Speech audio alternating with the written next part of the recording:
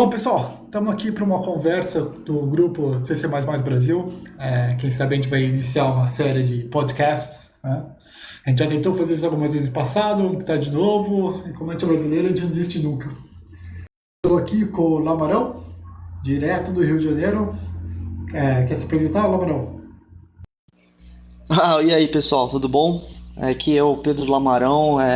Quem tiver tempo de casa lá da lista CPP Brasil, às vezes vai lembrar de mim lá atrás, antes de eu dar uma sumida, né? E agora a gente está nesse grupo do Telegram aí.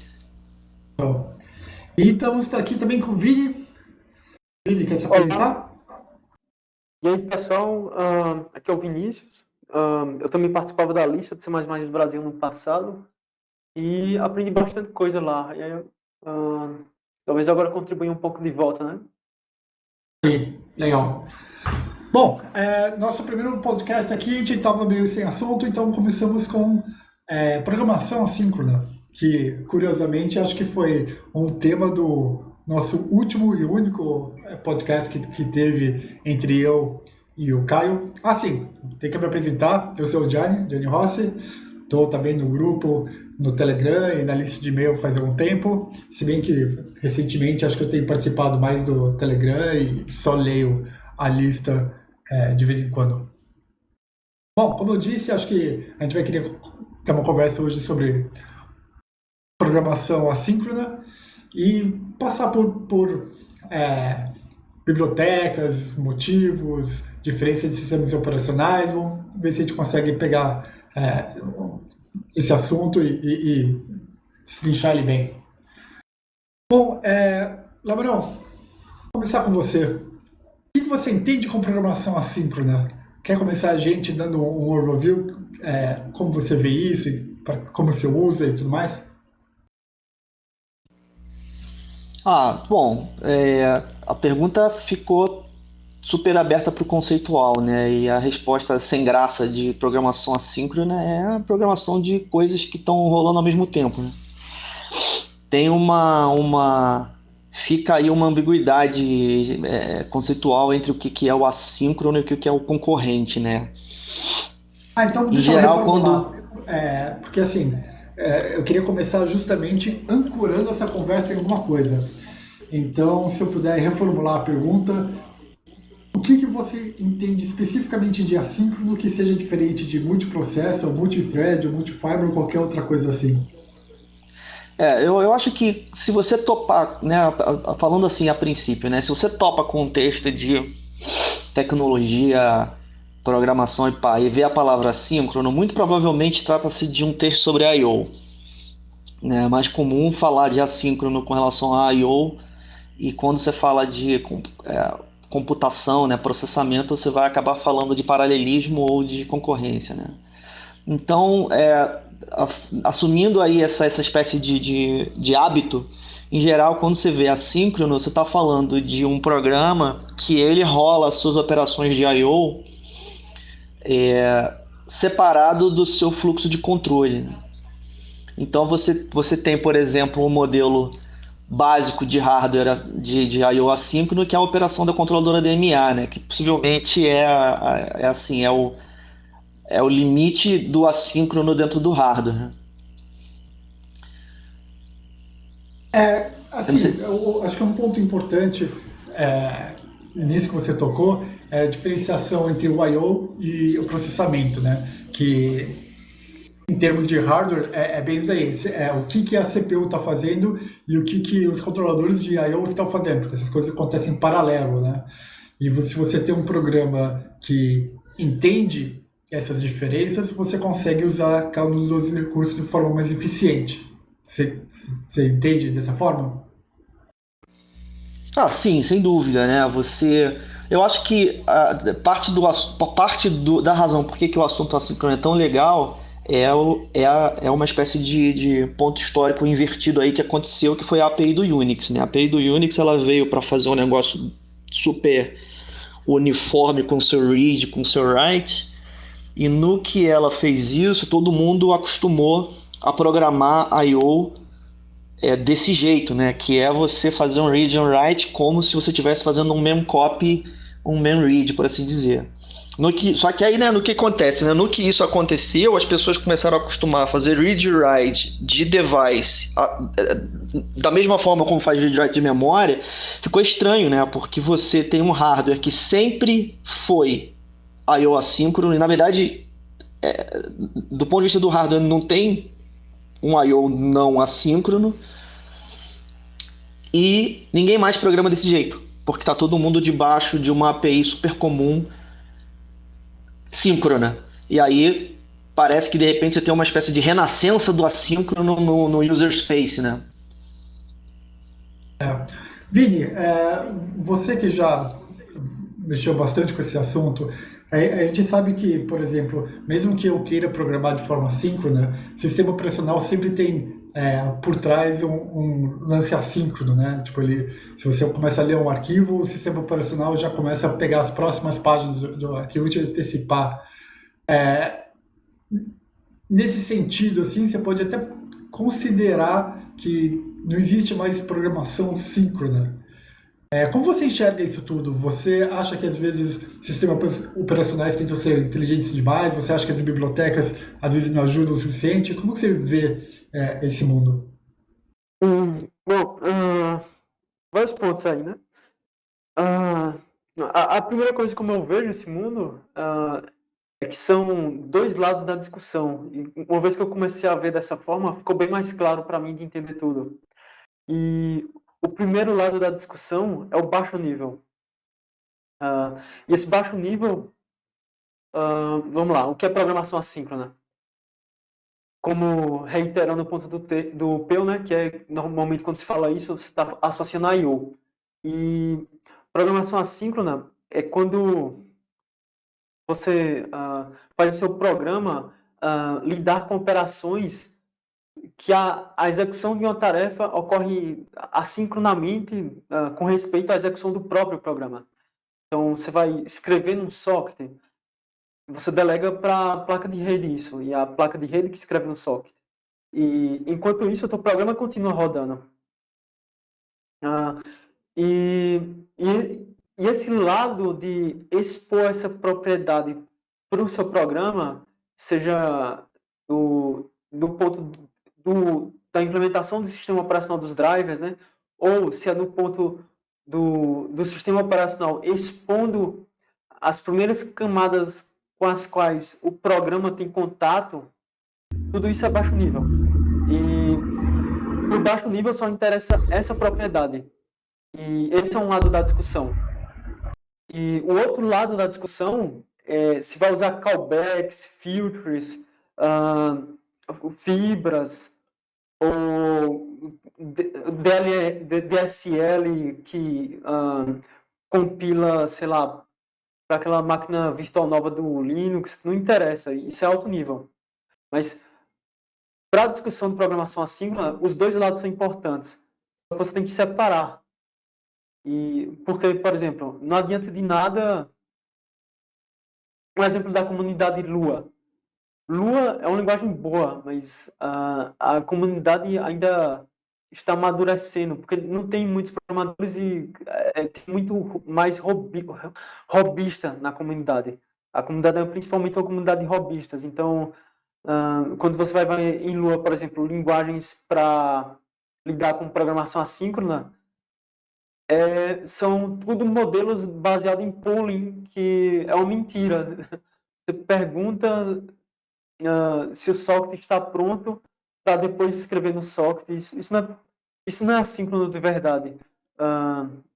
Mas eu quero entrar aos poucos nisso, né? Tipo, o Peu também tem bastante coisa para falar sobre isso. Ele acompanhou alguns projetos na lista de e-mail do Linux de um cara que tentou há anos trazer para o Linux algo que só foi ter agora, né? Com a Yoyuri, que toda tentativa era barrada. Eu não acompanhei essa fase. Bom, então, você está me falando aí, realmente é um monte de coisa. Eu queria concentrar, quem sabe, que vocês estão falando muito de Linux, muito de POSIX e da API-C. Comparar isso um pouco com outros sistemas operacionais. Labarão, você tem alguma experiência assim, em comparar Fala por cima as várias estratégias que, quem sabe, BSDs, Linux e Windows, ou até Mac, chegaram a implementar e vantagens e desvantagens de cada um? O BSD eu não conheço, tá? O que eu vou presumir sobre os BSD é que eles estão mais ou menos no seguinte patamar que assim, é que está desatualizado, eu tenho certeza, mas por outro lado eu não esperaria que avançasse tanto desde a última vez que eu estudei. Eu cheguei a fazer isso já tem 20 anos, na verdade, né?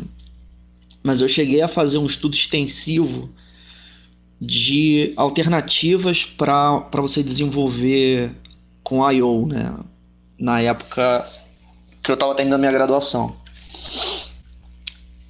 Nessa época, se não me engano, os BSD estavam desenvolvendo uma coisa parecida com o EPOL do Linux. Eu não lembro o nome. Eu acho que talvez alguém vá lembrar. Era isso. E aí teve, eu acho que era o que estava rolando na época, era que os caras do BSD estavam fazendo Kakiro e os caras do Linux estavam falando de K-Events, né? E aí, enfim, né? E aí nessa época eu estava fazendo uma pesquisa de alternativas, né?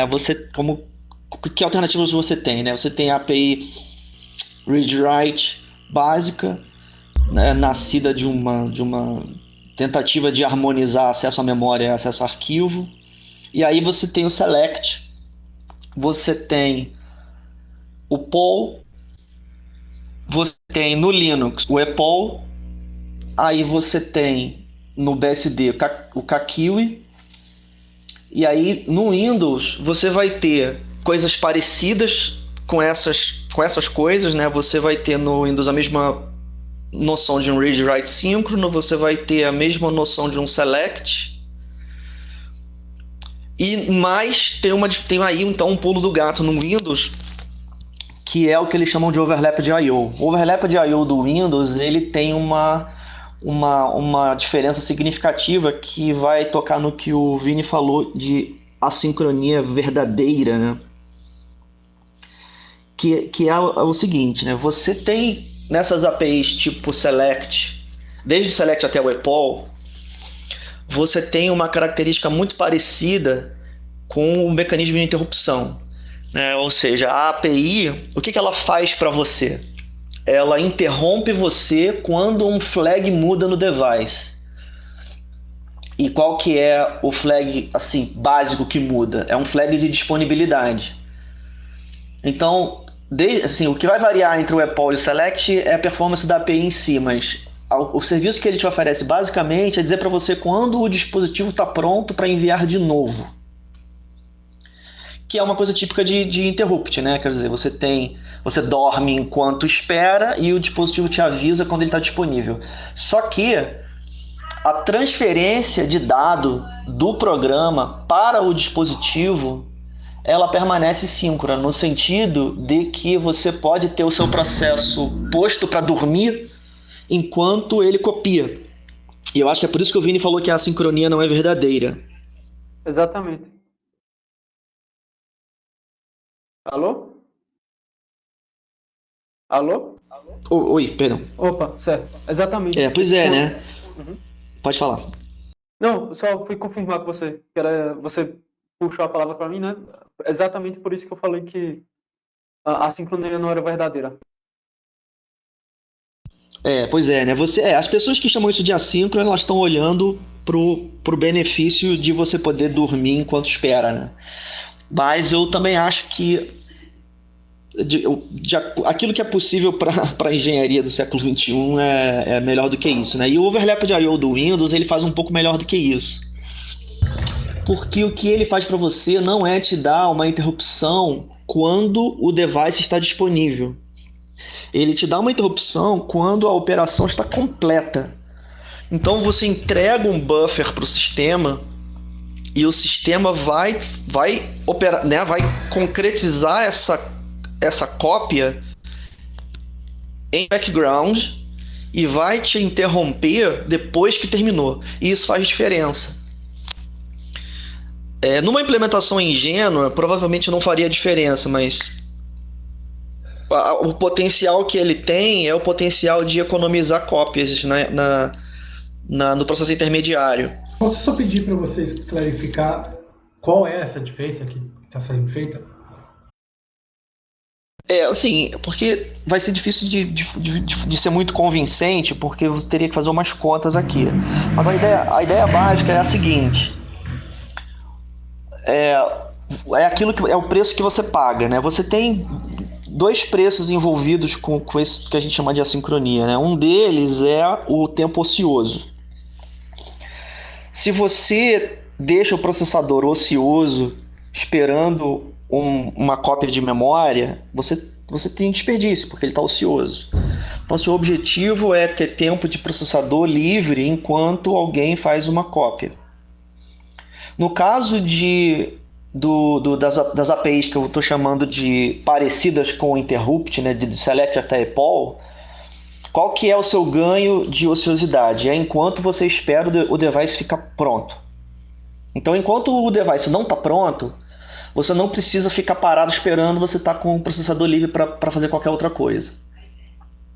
Mas, quando ele está de fato pronto, você tem que copiar a memória para o device. Essa cópia, ela pode bloquear o seu processo.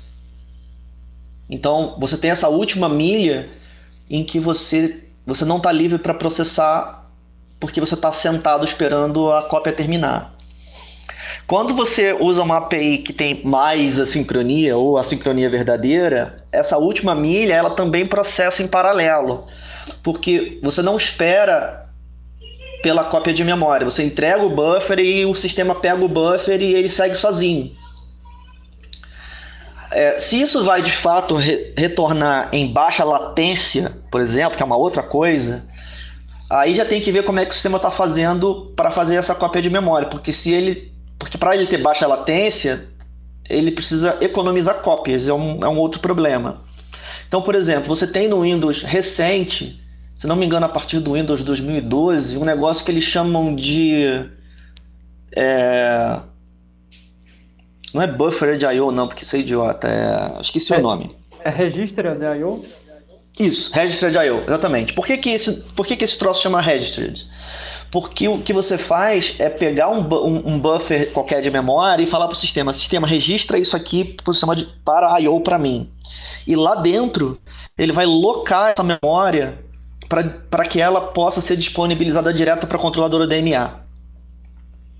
Né, provavelmente vai fixar a página para não ter paginação, e enfim.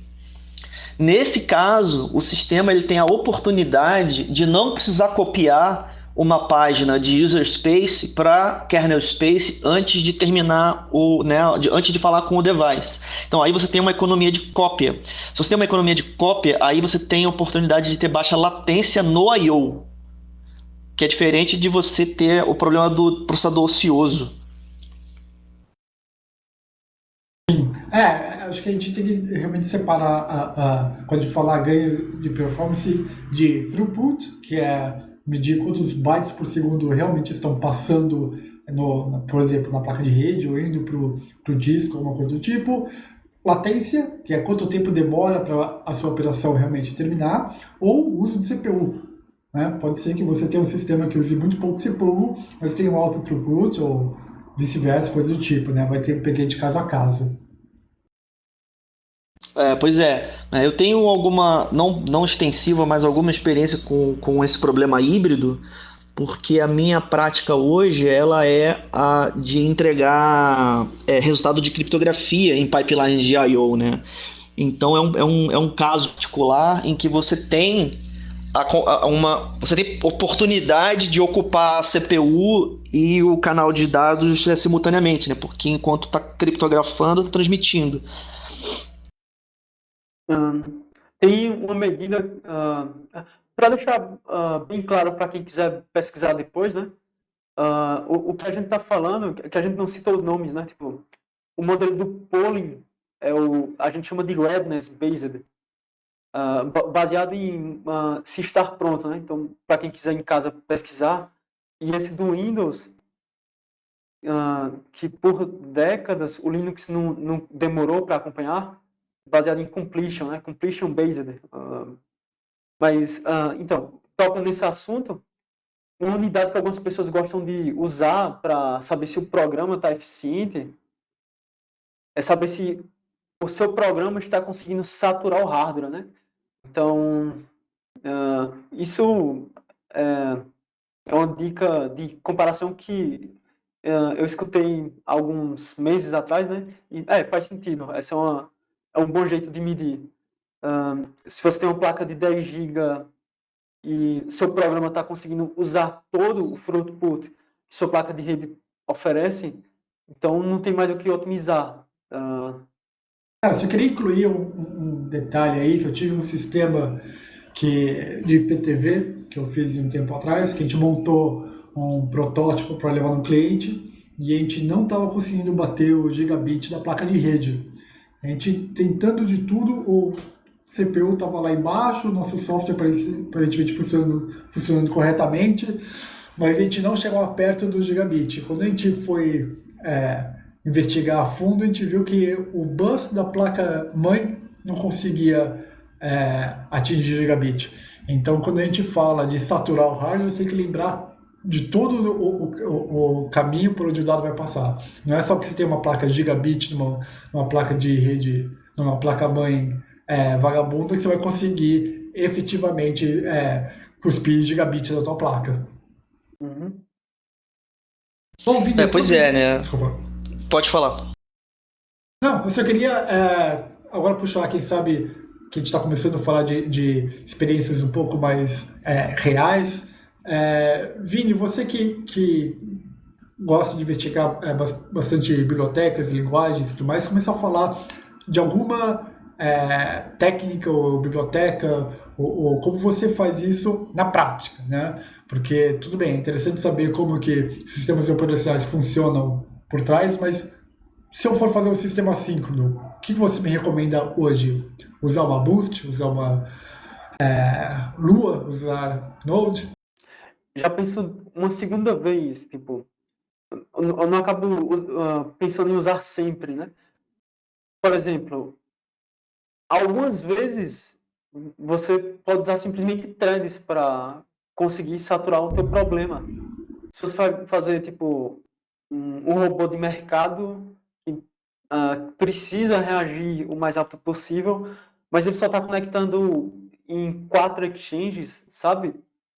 Então, tua CPU tem 16 cores, você não tem muitas unidades concorrentes ativas. Então, você pode usar a programação síncrona, bloqueante mesmo, que ela vai ter todas as várias oportunidades que você teria em programação assíncrona. Por exemplo, isso de de cortar cópias, né? Você ainda vai precisar de uma API para não evitar paginar o buffer, né? Mas você usa a mesma API de declarar a intenção, né? Escreva essa coisa. Escreva esse buffer no socket. É a mesma forma de comunicação para conseguir extrair todas as propriedades que você teria num projeto assíncrono. Então, a gente só pula para programação assíncrona mesmo quando você está lidando com concorrência alta, que aí threads começam a virar um gargalo. E aí, quando vale a pena? Aí você vai ter que medir. No meu caso, eu tive uma experiência interessante que eu fiz o projeto do zero, já assíncrono, e, e aí as minhas estruturas de concorrência, eu pude abusá-las, porque desde o zero eu estava com as premissas de como é que o ambiente ia rodar. Ele ia usar fibras, ele ia suspender aqui, mas não tem ninguém acessando em paralelo. Mas era um programa multithreaded também. E eu acabei abusando dessas propriedades, né? E eu acabei evitando muitos locks granulares demais, que coloca contenção. Eu me livrei do problema de alta contenção, basicamente. E eu diria que foi mais fácil programar assim, porque você não precisava lidar com tantos problemas. Então, um efeito inesperado que algumas vezes acontece quando você está lidando, você tem um ambiente à sua disposição que é assíncrono, são essas facilidades que você não esperava. E quando você pensa, tá, agora eu quero partir para usar programação assíncrona. O que é que eu vou usar? Aí tá, que tipo de problema você tem? Depende de alta performance? Depende, você vai usar C++, ou C. Em casos assim, a minha recomendação é usar o BoostAgent. Acho que daqui a pouco a gente vai entrar em mais detalhes da BoostAgent, né?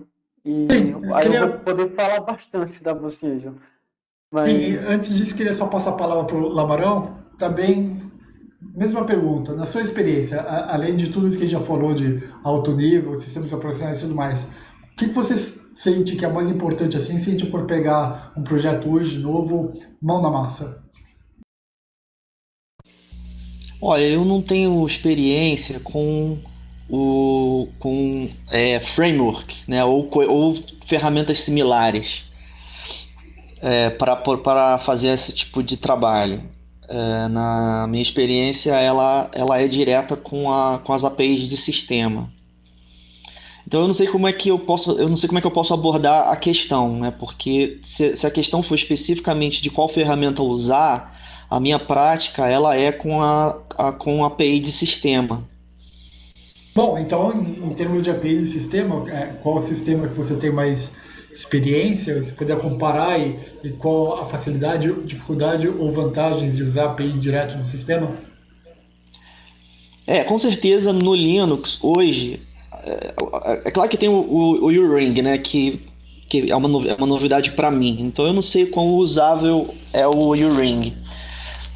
Mas a parte do U-Ring, o EPOL era com certeza a melhor opção para programar no Linux.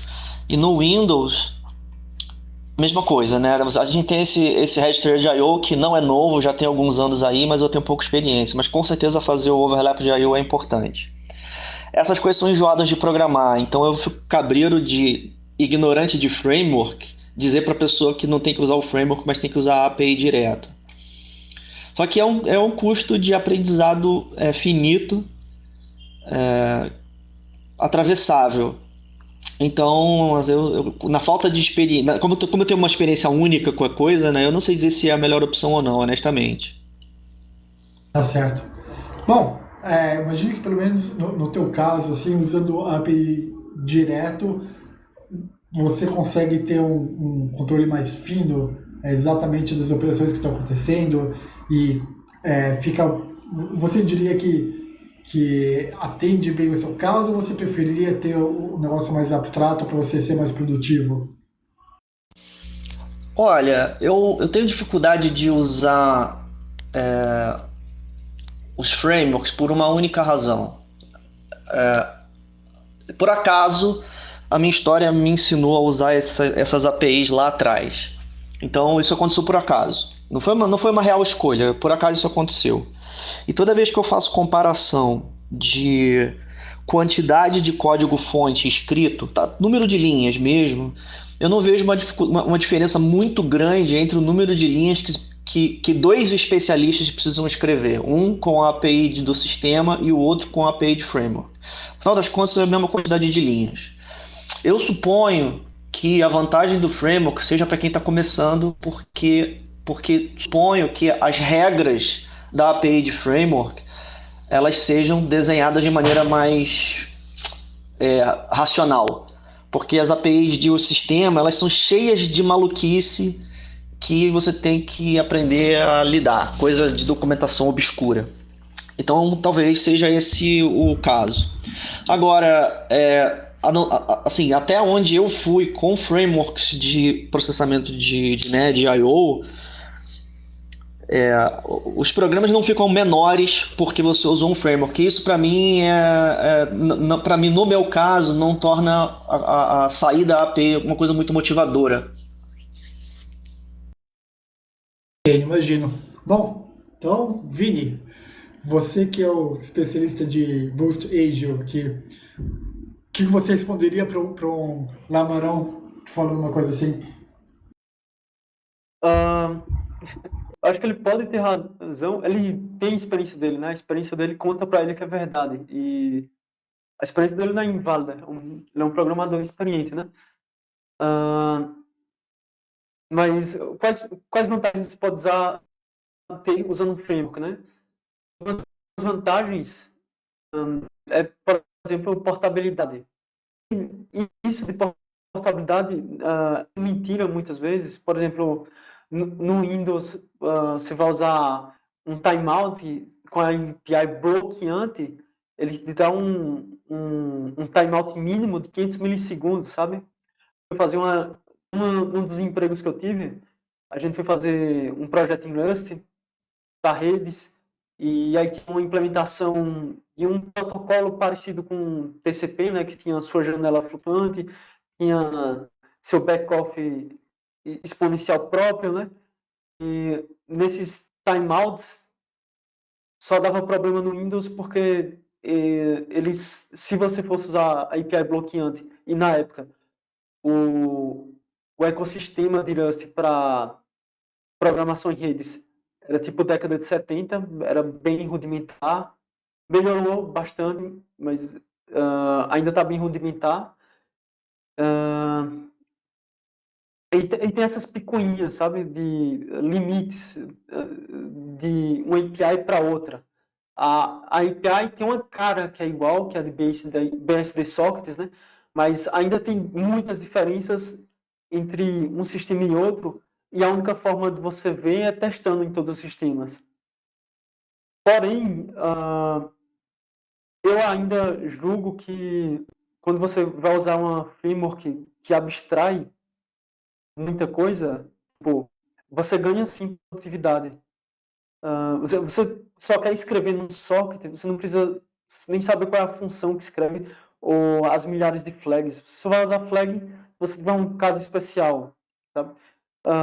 E quando você começa a usar programação mais assíncrona, ela, ela vai te dar vai ter menos desses casos. É um acidente, não é porque é intrínseco da natureza de ser assíncrono. Porque, por exemplo, esse timeout do Windows só acontecia na IP assíncrona. E você ganha portabilidade, mas você ganha portabilidade também por outras questões.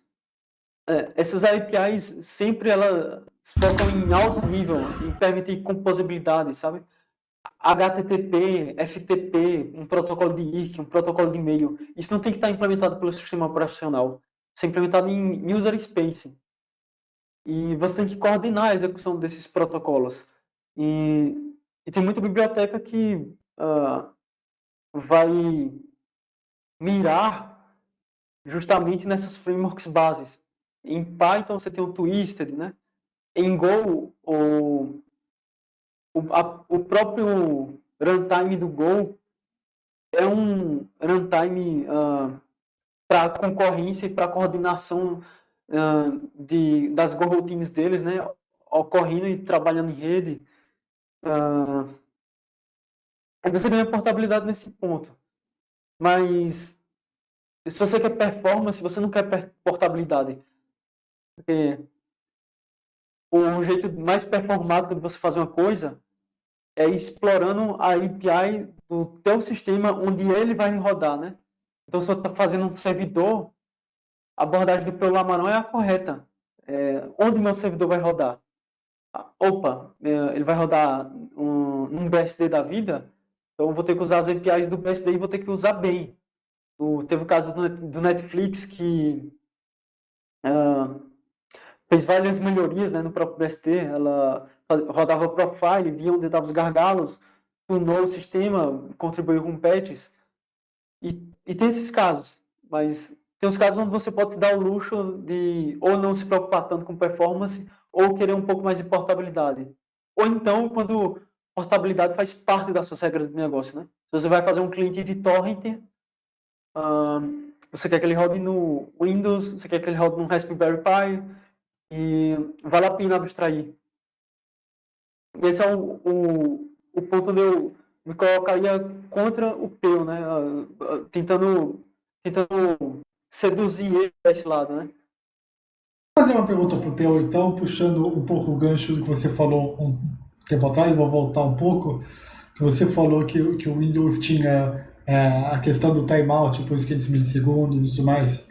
Pela sua experiência, você já pegou muito desses bugs no próprio sistema operacional ou coisas mal implementadas no sistema operacional que te deu muita dor de cabeça para descobrir ou você teve que dar muita volta para conseguir resolver, falando assim em I/O e programação assíncrona? Já. Ah, não, sem dúvida, sem dúvida, sem dúvida, né? Eu, sim, eu honestamente tenho assim muita esperança, porque não sei dizer, né? Mas tenho muita esperança mesmo de que esses frameworks legais aí que tem no mundo, eles sejam racionais, porque as APIs de sistema operacional, elas são todas muito esquisitas. Assim, e em parte é um problema de documentação, né, bicho? As APIs de overlap de I/O do Windows, por exemplo, o mal é que eu não vou dar sorte de lembrar de alguma coisa boa para contar. Mas elas têm umas regras que você tem que ler a letra miúda do contrato, sabe? E esse negócio, ele faz com que o processo de aprendizado, de domínio da técnica, ele seja muito lento. Mas eu não tô falando de coisa assim, tipo, negócio de 500 milissegundos, não. É coisa mais cabreira mesmo. Tipo, sei lá, você tem uma API que, porra, tem um parâmetro int que é o número de concorrência. Aí você fala assim, beleza, mas o que é concorrência? Não tem escrito isso em lugar nenhum. E você tem que procurar isso em uns manuais antigos, e aí o número zero é um número especial, e você às vezes tem que usar o número zero, às vezes não tem que usar o número zero. É uma coisa meio doida. Então, eu não acho que eu tenha topado com bugs na API, em particular a API do Windows, né? Mas essas regras, né? Você vai ter no caso do Select, por exemplo. O Select é super estranho. Você tem que, depois que você roda o Select, você tem que resetar o Select de um jeito lá, né? Você falou assim, cara, por que eu tenho que resetar isso aqui? Né? Alguma decisão de API que foi tomada lá atrás e ficou desse jeito. Isso Então, é muito comum, essas APIs, essas decisões estranhas. Né? porque na minha experiência, justamente, um, a maior vantagem de ter usado o Boost Angel é que ele já tem esse conhecimento por trás dele, né? Ele já tem esse acúmulo de conhecimento de como dar a volta nesses meandros mais escondidos da API do sistema operacional para resolver esse negócio de maneira mais fácil. É, pois é, a minha esperança é essa, né? Eu me lembrei aqui de uma coisa curiosa do Windows, né? O Windows ele tem uma coisa que eu sempre achei muito curiosa, né? Eu imagino que seja para facilitar a implementação do sistema operacional. Quando você começa uma API, uma operação de I/O assíncrono numa thread, você não pode cancelar ela de outra thread. Tem umas regras assim, sabe? Umas coisas assim que você, olhando de longe, fala assim, cara, por que isso? Isso não tem, assim, uma racionalidade profunda aqui por detrás. Aí você sente cheiro de dificuldade de implementação que o cara transformou em regra para poder facilitar a implementação do sistema. Tem um monte dessas paradas. Isso me lembra um problema que tinha antigamente no GCC, que você não podia levar a string de uma thread para outra, que capotava o teu sistema, porque eles implementavam, acho que utilização de short string, alguma coisa assim que não era portável. Não era portável entre threads. Hum. Ah, dando razão ao Pedro, quando ele fala que dois especialistas produzem a mesma quantidade de código, eu posso atestar e confirmar isso porque quando você vai fazer uma coisa de qualidade, sei lá, na Boostejo, dá muito trabalho também. Você precisa acabar consumindo muito assunto. Inclusive, é por isso que tem poucas bibliotecas em cima da Boostejo, enquanto que para Go tem, se balança uma árvore e cai um monte, sabe? De qualidade em Go até. Bom, Vini, aproveitando então que você está falando do Boostagel, você não quer só dar uma passada rapidinho, só para deixar claro é, quais são os jeitos que você acha mais interessante de atacar um problema com a Boostagel, ou quais as vantagens que ela tem comparado com outros? Tá. Eu vou dar uma introdução de 30 segundos, que eu acho que vai ser útil para todo mundo, já que eu vou falar mais a fundo, né? Ahn, Quando você vai escolher qualquer biblioteca, algum desses frameworks, você vai escolher um framework para programação assíncrona. O, o núcleo da regra de negócio dessa biblioteca, dessa framework, você tem que ver o seguinte: são dois lados, basicamente. Ah, Um lado você tem que ver como é que ela permite você programar sincronamente, ou seja, como é que você consegue agendar uma operação. A mais básica, agendar a operação de leitura e escrita no socket. Então, isso é um lado do que a framework oferece. Qualquer framework de programação assíncrona que você vai ver em Python, então você vai ver em C++, vai ver em Go, Node.js, é isso. E o segundo lado da coisa é você consumir os eventos de completude dessas operações. Quando você começa a ver isso, você já começa a ver a concorrência dentro do próprio programa e não no hardware de rede. Não é mais o hardware de rede rodando para executar suas operações. É o hardware de rede retornou para SO as operações que terminaram, que retornou para o seu programa, e aí como é que você vai consumir isso, sabe? Uma vez que você dominou essas duas coisas, você dominou o principal da tua biblioteca, qualquer que seja. Se vai ser Boostagel, se vai ser Node.js, se vai ser Go, o que seja. E aí tem essas... A gente falou de programação assíncrona, né? Que era normalmente atrelada a I/O, e a gente estava falando do lado de I/O, do hardware, né? Mas quando voltou para o programa, que a gente está agora agendando lógica em CPU, a gente voltou para o lado da CPU. E aí a gente tem dois problemas. Tem, que nem o Robbie Pike, né, do Go fala, concorrência não é paralelismo. Tua framework vai... Como é problema de I/O, você quer concorrência, mas de repente você também quer paralelismo. E o que é concorrência e o que é paralelismo, né? É um assunto tão popular que todo mundo já deve saber, né? E concorrência é quando você está fazendo várias coisas, e paralelismo é quando você está fazendo elas simultaneamente, né? Então você tem uma CPU com várias threads. Sua biblioteca permite threads? Por exemplo, o Node.js não permite processos, porque não consegue compartilhar memória. Então, é o que chama de escalabilidade fraca, né? Você só consegue aumentar o tempo de resposta do teu programa quando você aumenta o tamanho do problema, que aí você particiona o problema, né? Mas se o problema fica do mesmo tamanho e você aumenta só o teu computador, tipo, coloca um núcleo a mais, será que eu consigo resolver mais rápido? Isso que seria escalabilidade forte, né? E isso é o que você vai lidar em qualquer biblioteca de programação assíncrona. E agora, voltando para Boostagel, o que é que a gente tem? Você vai ter o coração do sistema, né? Que é um context, que é onde ocorrem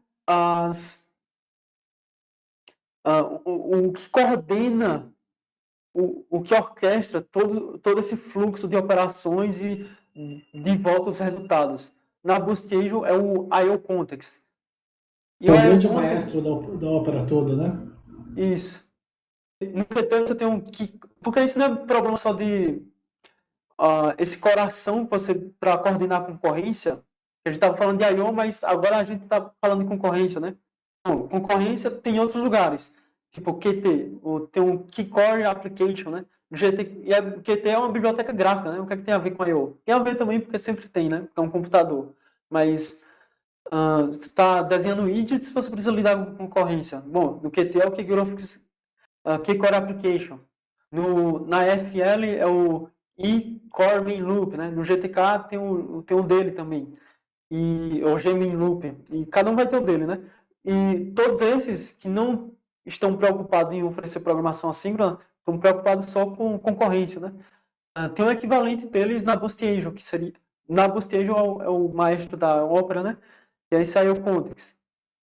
E ele representa o ponto de comunicação entre tua aplicação e o SEO. Ele faz muitas coisas. Isso é uma coisa que ela faz. Ela representa o ponto de comunicação entre o teu programa e o SEO. Então, todas essas APIs que o Pedro Lamarão falou, no BSD tem o KQi, né?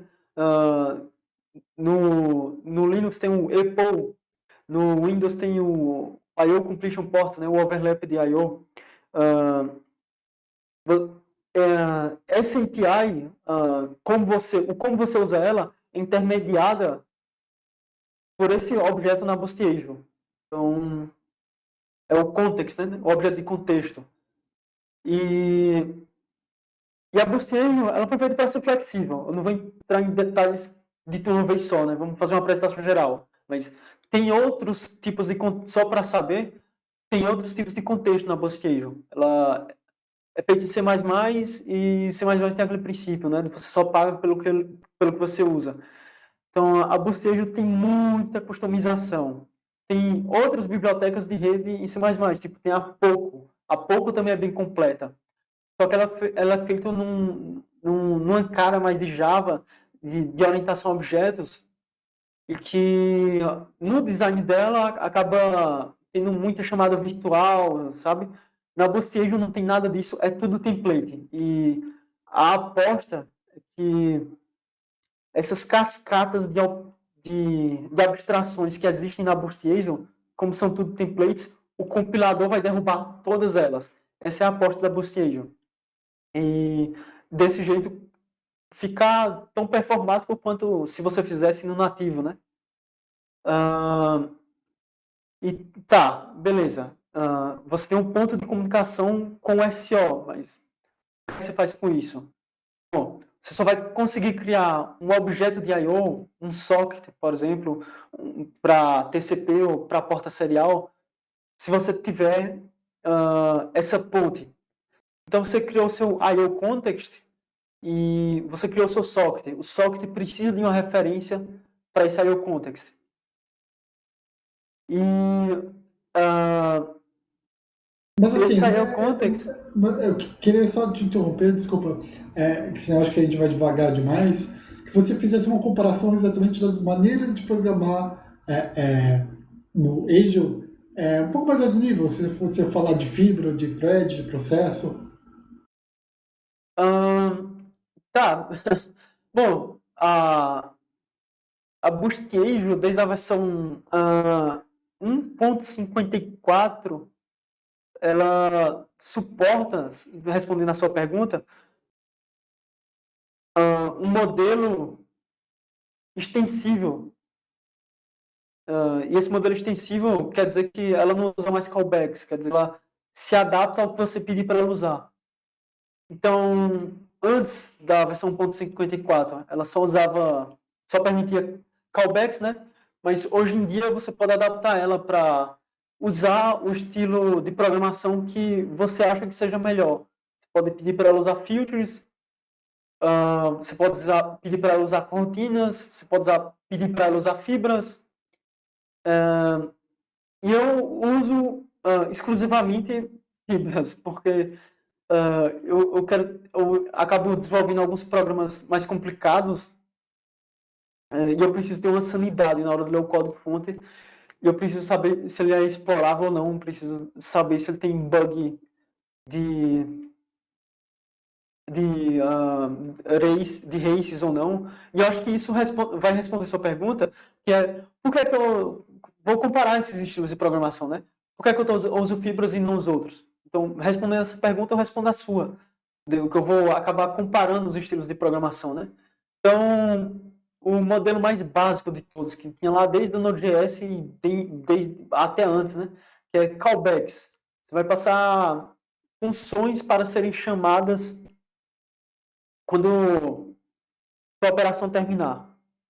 Então, quando você usa esse modelo, o teu código começa a ficar macarrônico, tipo um alinhamento Hadouken, ou então é um lugar que chama o outro, e você acaba perdendo meio que o contexto das coisas, sabe? E Node.js também quis se livrar disso. Então, Node.js deu um passo que foi implementar filters, né? E a aposta deles era encadear operações para não ter um alinhamento infinito. Só que isso ainda não era o que eles queriam, né? Eles achavam que eles queriam isso. E eu já via algumas limitações nisso, porque você tem na linguagem de programação construções justamente para descrever o fluxo do programa, né? Você tem fluxo de seleção e de repetição. Você tem um if, você tem um while. Vai fazer um algoritmo, você quer usar essas construções, né? A linguagem já oferece elas, e você tentar emular elas através de outras formas sempre vai ficar menos legível. E os filtros do Node.js resolviam o problema só de encadear uma ação depois da outra. Mas o código continuava ilegível a partir do momento que você precisasse, por exemplo, ter uma estrutura de seleção ou de repetição. Quando você quisesse implementar um exponential backoff, o código acabava ficando macarrão igual, sabe? E eles acabaram evoluindo, né? Aí eles implementaram o que eles queriam de verdade, que eram coroutinas, né? Eles fizeram um await, que esse await é meramente um syntax sugar para os filters deles, né? Mas acaba funcionando até. Bom, nisso eu queria aproveitar e trazer o Lamarão. Só para que assim, a gente está chegando já perto de 1 hora, vou pedir assim, só para a gente tentar dar uma fechada nesse assunto, com uma dica mais para quem for trabalhar com I/O, que estiver interessado em Async. Lamarão, se um novato chegar para você, ou pelo menos alguém experiente em programação, mas que não conhece tanto de Async ou dessas técnicas mais a fundo que você descreveu, que tipo de recurso você recomendaria para uma pessoa que quer se aprofundar, quer estudar mais e quer chegar num nível avançado de throughput e latência e tudo mais? Eu acho o seguinte, que apesar de a gente estar falando aqui de assíncrono, se uma pessoa chegasse para esse ambiente e quisesse investigar ele mais a fundo, eu sugeriria essa pessoa começar procurando literatura sobre pipeline. Alguns anos atrás, a gente dentro do grupo estava discutindo uns trabalhos muito bons. Eu acho que o TPB da Intel tinha acabado de sair e acabou ficando comigo, inclusive, um livro numa das distribuições que a gente fez de presente nos eventos, um livro de uns caras da Intel falando de padrões de design pattern de concorrência.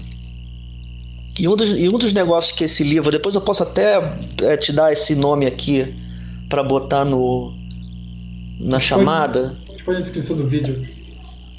Pois é, porque minha biblioteca está em depósito. Mas enfim, por que eu... Desculpa, continua. Pode falar. A gente só te perguntar então se você não tem o título de bate-pronto, o que eu digitaria no Google, por exemplo? Parallel Design Patterns, é uma coisa assim. Deixa eu... Pois é, eu vou ter que procurar aqui. Depois eu te dou, mas eu me lembro da capa. É porque esse livro não tá comigo. Minhas coisas estão em depósito, que eu fiz uma mudança recente. Mas enfim, o meu ponto é que é tipo otimização. Se você ficar muito encantado, você vai cair no buraco negro. Mas eu acho que uma maneira muito razoável de você abordar o problema sem perder a cabeça é estudando a ideia do pipeline de dados. Porque o pipeline de dados, ele vai dar um conjunto universo de casos em que a sincronia ela é uma coisa muito benéfica, muito concreta. Por exemplo, eu trabalhei com TV digital há bastante tempo. Então, em TV digital, a gente tinha um problema que era pegar os frames que vinham do demux de hardware e decodificar esse troço e passar por não sei o que e identificar qual era o tipo de stream, se ele era vídeo ou se era o canal de interatividade, e depois fazer mais um não sei o que e depois entregar de volta para a placa gráfica. Então, um problema como esse, ele é um problema muito fácil de entender, que se você fica parado no I/O, o teu processador está parado esperando e o teu device gráfico está parado esperando também. Então, para você manter todo mundo operando ao mesmo tempo, você precisa que eles não aguardem uns aos outros. O meu caso de trabalho hoje, por exemplo, é muito similar. Né? O que eu faço? Eu pego fontes de dados que vêm normalmente da rede, aí eu tenho que desempacotar um formato de pacote qualquer, aí deve ter que checar uma assinatura e fazer uma decifração, possivelmente descompactar um gzip, e aí fazer uma mudança de mapa de caracteres e entregar isso para um outro cara. Né? Um programa que tem etapas dessa natureza vai... E o seu diverso, né, programas similares, ele mostra para uma pessoa que está chegando um caso que é fácil de racionalizar, que é muito importante você ter o device de origem de dados pegando a próxima página enquanto o decifrador está rodando, enquanto o gzip está rodando e enquanto os outros caras estão rodando também. É muito claro isso, não é muito difícil de explicar. Porque se todo mundo fica esperando o I/O chegar, você tem alta latência desnecessária. Então, assim, eu recomendo estudar pipeline de dados para a pessoa que está chegando nesse problema, como o framework intelectual que vai encaixar a tecnologia. Entendi, legal. Bom, Vini, em 3 minutos, se eu puder te passar a mesma pergunta para fechar. Uma pessoa que está começando agora, o que pesquisar e o que estudar para ficar mais cobra em C++, Azure e coisa do tipo? Bom, a documentação da Bostejo é meio densa, alguns pontos, né? E tem coisa que eu demorei anos para entender de lá. Se eu E fosse querer pesquisar algum tutorial e algum exemplo, você consegue sugerir algum? eu nunca vi um bom tutorial e tem gente que se confunde em termos até hoje, sabe? Eu recomendaria pedir dúvida na nossa lista de e-mail. Eu não leio muito e-mail, mas no passado eu já li. Eu posso tentar voltar esse hábito. Se eu voltar esse hábito, talvez eu consiga responder uma vez por mês, sabe? Dúvidas que aparecerem lá na lista de e-mail. Bom, então E acho que fica essa dica. Quem precisar de ajuda, entre em contato com a gente, que a gente gosta de é, ajudar pessoas. Se a pergunta for interessante, né? Porque o grupo Telegram, por exemplo, ele é um pouco intolerante para pessoas que vêm com perguntas muito básicas, muito é, trabalho de não, faculdade. Mas quem sabe isso, eu posso deixar também na descrição desse vídeo o contato da nossa lista de e-mail e o contato do grupo do Telegram. O que você acha? ok. No Telegram, quando eu entro, eu só olho para shitpost, mas na lista eu posso tirar dúvida. E, bom, mas eu vou terminar os 3 minutos. Eu posso dar algumas coisas mais concretas. As coisas, você dominou a Boostiejo quando você entender todo o ferramental dela para extrair qual é a propriedade de uma sequência de ações.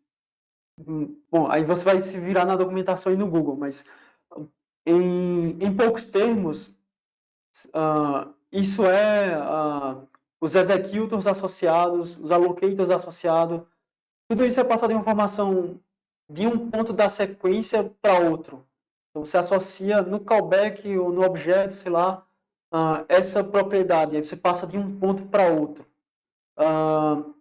Quando você dominar esses pontos e dominar as questões de thread pool da Boostiejo, que seria thread pools em si, as dicas de concorrência, e objetos de sincronia como strings, então você já dominou bem o básico dela. E então esses são os pontos que vocês precisam estudar quando vocês forem procurar aprender. Procurar aprender esses pontos. Olha, se eu puder complementar isso que você está falando, dando uma dica como eu aprendi Boost Angel, porque eu também cheguei a usar, cheguei a trabalhar com o Vini, colaborando no projeto dele, eu peguei um protocolo que eu conhecia, que era HTTP 1.1 mesmo, bem simplesão, achei um exemplo da Boost Angel implementando isso daí, como eu já conhecia o protocolo, já sabia o que procurar e quais seriam a sequência dos passos, vendo como foi implementado lá, eu consegui então entender como que a Angel funcionava e depois fui cutucando aqui, cutucando lá até descobrir exatamente os pormenores. Ah, cara, ah, um projeto de fibras que eu tenho fazendo, que ele é um exemplo bom de código-fonte da Boost Angel. Ele usa tudo da Boost Angel. O que eu achei ele no Google. Eu estou trabalhando para a Blink Trade, né? Então, ele está no repositório GitHub da Blink Trade. Eu posso mandar o link para você depois. É o IO Fiber. Certo? Manda e eu coloco na descrição do vídeo. Certo. E é pequeno, tipo 1000 linhas, sabe? Legal. Eu te mando e você bota lá. Perfeito. Bom, acho que é isso aí. Acho que a gente já está batendo 1 hora de conversa aqui. Queria agradecer os 2 participantes, o Pedro Lamarão e o Vini. Alguma consideração final, pessoal? Não se assustem, metam a cara e devorem os assuntos, fiquem mais gulosos, né? Isso vai acabando mais. Eu acho. A mensagem final é essa. Legal. Então é isso aí, pessoal. Muito obrigado pela participação de vocês. E quem sabe a gente se vê no futuro pegando algum ponto aqui que o pessoal colocar mais dúvida, vendo os comentários e a gente se aprofunda mais. Tá certo? Muito obrigado, pessoal. Tranquilo? Então.